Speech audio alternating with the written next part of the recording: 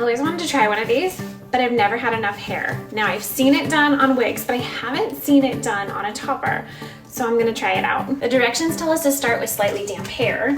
I just washed and lightly blow dried my topper. I'm gonna damp it a little bit. I can't say this is a promising start, but we'll see. Wrapping the hair proved way too difficult with the topper on my head, so I tried using a wig stand. I was gonna try to record myself doing it, not that talented. So here I did it-ish, I don't know, we'll find out. We'll see what it looks like when I take it out in a little bit.